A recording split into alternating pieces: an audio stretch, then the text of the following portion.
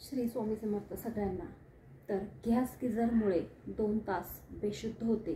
मी स्वतः माझ्याच बाबतीत घडलेली घटना आहे ही काही वर्षांपूर्वी।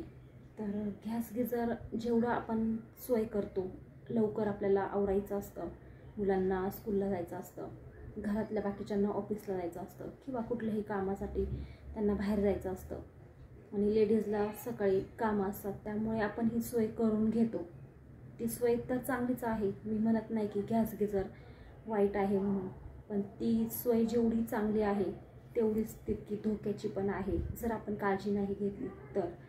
काळजी तशी आम्ही घेतली होती, सर्व्हिसिंग करायचं फक्त काही दिवसांकरता थोडं लेट झालं, म्हणजे कोणाच्याच लक्षात राहिलं नाही सर्व्हिसिंग करायचं।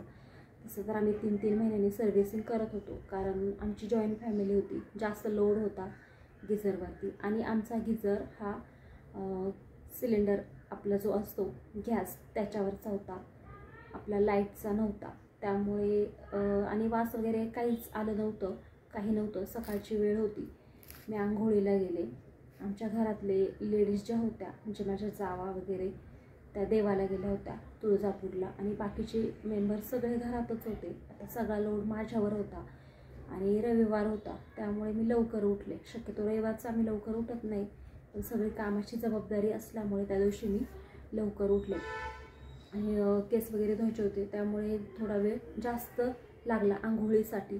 आणि जास्त वेळ आंघोळ करत असल्यामुळे त्यातला कार्बन जो असतो गिझरमधला तो सगळा माझ्या शरीरात गेला, नाकावाटे किंवा तोंडावाटे, आणि त्यानंतर मी बेशुद्ध झाले। आणि बेशुद्ध झाले त्याच्या अगोदर काय झालं ते सांगते। पहिले माझी मुलगी 1.5-2 वर्षाची असेल त्यावेळी, आणि ती आता मी शेजारी नाही म्हटल्यावरती रडत रडत उठून तिने पाहिलं की मम्मी शेजारी नाही, ती रडत आली आणि तिने पाहिलं मी आंघोळ करत होते, म्हणजे आवाज आला तिला। तिने दरवाजा उघडला, मी तिला आत घेतली, कारण बाकी आमचे सगळे घरातले झोपलेले होते, त्यामुळे मी तिला बाथरूममध्ये स्टूल दिला बसायला, ती बसली होती आणि आंघोळ उरकतच आली होती। 5 मिनिटातच म्हणजे मी बाहेर येणार होते आणि टॉवेल घेण्यासाठी मी उभी राहिले, आणि तर टॉवेल घेतला आणि अंग वगैरे पुसायला सुरुवात करणार तोपर्यंत माझ्या डोळ्यावर खूप अशा अंधाऱ्या आल्या होत्या, मला चक्कर आल्यासारखं वाटायला लागलं। मग मी कडी उघडली बाथरूमची, मला देवानेच बुद्धी दिली असेल कदाचित, कारण आमच्या घरातले सगळे देवाला गेल्यामुळे आपण म्हणतो ना, म्हणजे देवाची पण आपल्यावर हे असतं, म्हणजे काय म्हणतात त्याला, म्हणजे घरातले देवाला गेल्यामुळे म्हणजे घरचं जे संकट असतं ते देवाने टाळलं आणि माझा जीव थोडक्यात वाचला। कसा वाचला ते सांगते। तर मी कडी उघडली आणि माझ्या मुलीला काहीसुद्धा झालं नाही, कारण ती फक्त 5 मिनिटांसाठी आली होती बाथरूममध्ये। मला जास्त वेळ झाला होता आंघोळ करायला, आणि केस धुवायचे म्हटलं तर लेडीजला माहिती आहे खूप जास्त वेळ लागतो आंघोळीसाठी। रोजचं एवढा वेळ लागत नाही, पण केस धुवायचे असेल तर आपल्याला खूप जास्त वेळ लागतो, आणि एवढा वेळ लागला, त्यामुळे सगळा कार्बन माझ्या शरीरात गेला आणि त्यामुळे मी बेशुद्ध झाले। मी कडी उघडली आणि तशीच मागे डायरेक्ट पडले। तर माझ्या इथे क्लिप होता, तर तो क्लिप नळ जो असतो त्याच्यावरती जोरात असं डोकं आपटलं आणि तो क्लिप पूर्ण फुटला। तो जर क्लिप तिथे नसता तर माझं डोकंसुद्धा कदाचित हे झालं असतं आणि मी तशीच खाली पडले। माझ्या मुलीने हा सगळा प्रकार पाहिला, लहान होती ती घाबरली आणि रडायला लागली, जोरजोरात रडायला लागली। माझे मिस्टर पळत आले, त्यांनी हे सगळं पाहिलं आणि तिला अगोदर बाहेर घेतली, मला बाहेर घेतली, आणि मग असं बेडवर झोपवण्यात आलं। आणि तसेच पळत पळत आमच्या शेजारच्याच सोसायटीमध्ये डॉक्टर आहेत त्यांना बोलून घेतलं, त्यांनी चेक वगैरे केलं, BP वगैरे सगळं नॉर्मल होतं, बाकी काहीच प्रॉब्लेम नव्हता, पण बेशुद्ध झाले होते मी। डॉक्टरांना सुद्धा कळालं नाही, आणि आधी 2 दिवसच अगोदर मी चेकअपसाठी गेले होते, असं विकनेस वगैरे आला होता म्हणून, तेव्हा HB वगैरे चेक केला होता, तर माझा HB खूप कमी झालेला होता आणि मला गोळ्या पण चालू केल्या होत्या HB वाढण्यासाठी। तर डॉक्टरांचा असा समज झाला की HB कमी झाल्यामुळे हा त्रास झाला असेल कदाचित, त्यामुळे एवढं काही असं म्हणजे डायरेक्ट हॉस्पिटलला पळवण्याची पण गरज त्यांना वाटली नाही। त्यांना वाटलं चक्कर वगैरे आली असेल आणि येईल शुद्धीवर, बघू आपण। आणि थोडा वेळ वाट पाहिली, 2 तास तरी शुद्ध आली नव्हती. आणि त्याच्यानंतर मग पाणी वगैरे असं तोंडावरती मारलं आणि तरी पण काहीच म्हणजे मला आत्ता वाईट वाटते ती गोष्ट सांगायलासुद्धा. आणि त्यानंतर थोडे हातपाय हलवायला सुरुवात केली.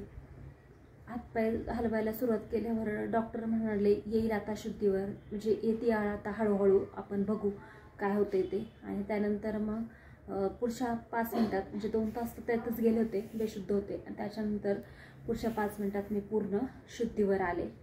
आणि मग डॉक्टरांनी विचारलं काय झालं. म्हटलं मला काहीच आठवत नाही पुढचं, म्हणजे जे मी पडले त्यानंतरचं मला काहीच आठवत नव्हतं. पण मी सांगितलं मी आंघोळ करत होते, मला चक्कर आली आणि मी अंधाऱ्या आल्या डोळ्यावर आणि मी खाली पडले, तिथपर्यंतच मला माहिती आहे.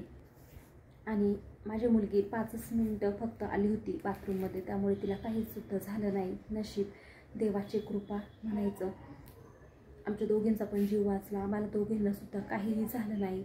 आणि दुसरं एक सांगायचं तर मी आंघोळ करून आल्यावर माझ्या जावेचा मुलगा मोठा होता, तो थोडासा असेल मला वाटते 15-16 वर्षाचा त्यावेळी. तर तो गेला आंघोळीला आणि त्याला पण सेम असं झालं, फक्त त्याने दरवाजा उघडा होता, म्हणजे काय म्हणतात त्याला, कडी नव्हती लावलेली, थोडंसं असा लोटून घेतलेला होता दरवाजा, त्याच्यामुळे त्याला जास्त त्रास झाला नाही. आणि त्याला काही आता जेंट्सला जास्त वेळ आंघोळीला लागत नाही, तो पटकन बाहेर आला असता. थोडक्यातच त्याची आंघोळ झाली, पण त्याला चक्कर आली आणि त्याने आवाज दिला होता. त्यामुळे मग आमच्या हे लक्षात आलं की बाथरूममध्येच काहीतरी होते. डॉक्टर तिथेच होते, कारण माझ्या म्हणजे तिथेच बसले होते की बघत होते काय नेमकं होते ते, की हॉस्पिटलला न्यायची गरज आहे का काय असं. त्यामुळे तिथंच होते. मग डॉक्टरांनी त्याला पण चेक केलं. नंतर डॉक्टर म्हटले की हा गिझरचा बहुतेक प्रॉब्लेम असू शकतो. मग डॉक्टरांनी आतमध्ये पाहिलं तर बाथरूममध्ये वरती सिलिंगला पूर्ण भिंत काळी झाली होती आणि त्याच्या अगोदर काहीसुद्धा झालं नव्हतं. त्या दिवशीच ती सिलिंग काळी झाली, म्हणजे त्याच दिवशी तो गॅस गिझरचा जो कार्बन असतो तो बाहेर आला आणि आम्हाला त्रास झाला. देवाची कृपा म्हणून आमचा जीव वाचला. त्याच्याच अगोदर 15 दिवस अगोदर आमच्या गावामध्ये अशी एक घटना झाली होती की ऑन द स्पॉट एक लेडीज गेली होती. त्यामुळे आमच्या लक्षात आलं की हे गॅस गिझरचाच प्रकार आहे. आणि विंडो आहे तशी मोठी आहे विंडो, पण काय झालं तिथून पाले येतात म्हणून ती विंडो लावून घेतली होती, म्हणजे ज्या काचा असतात त्या लावून घेतल्या होत्या. नाहीतर तुम्हाला असे वाटेल की विंडो असते मग हवा पास व्हायला जागा आहे, मग असं कसं होऊ शकतं. तर विंडो आहे, खूप मोठी पण आहे, पण त्याच्या ज्या काचा असतात त्या लावून घेतल्या होत्या. कारण खूप जास्त टेरेसवरून तिथून पाली आत शिरतात घरामध्ये, त्यामुळे ती विंडो लावलेली होती. आणि ती जर ओपन असते तर कदाचित बेशुद्ध वगैरे होण्याची वेळच आली नसती. त्यामुळे सांगायचं आहे की गॅस गिझर वापरा किंवा लाईटचा वापरा, फक्त काळजी घ्या. वाईट नाही तो, मी असं म्हणत नाही की वापरू नका, बिनधास्त वापरा, फक्त आपण काळजी घेतली पाहिजे. सर्व्हिसिंग वेळेवर करत जा.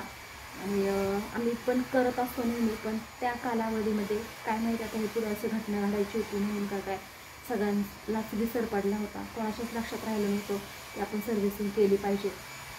विसरूनच गेलो होतो आम्ही. आणि आता डेली नाही म्हणत, आपण अधूनमधून आम्ही सर्व्हिसिंग करतो, 3-4 महिन्यांनी करतो सर्व्हिसिंग, महिन्याने सुद्धा करायची गरज नसते. आणि नेहमी सिलिंगवरती लक्ष ठेवायचं असतं की तिथं जर काळं व्हायला लागलं तर आपण समजून घ्यायचं की सर्व्हिसिंग केली पाहिजे आता. आणि असा प्रकार झाला. आणि गॅस गिझर घेताना नेहमी नामांकित ब्रँडचा घ्या, चांगल्या कंपनीचा घ्या. कुठल्याही आपण कधी कधी विचार करतो की हा स्वस्त आहे, पण असं न करता चांगल्या ब्रँडचा घ्या. आमचा पण चांगल्या ब्रँडचा आहे, फक्त सर्व्हिसिंग वेळेत न केल्यामुळे हा प्रॉब्लेम झाला, बाकी काहीच नाही. आणि माहिती आवडली असेल तर चॅनलला सबस्क्राईब नक्की करा. धन्यवाद.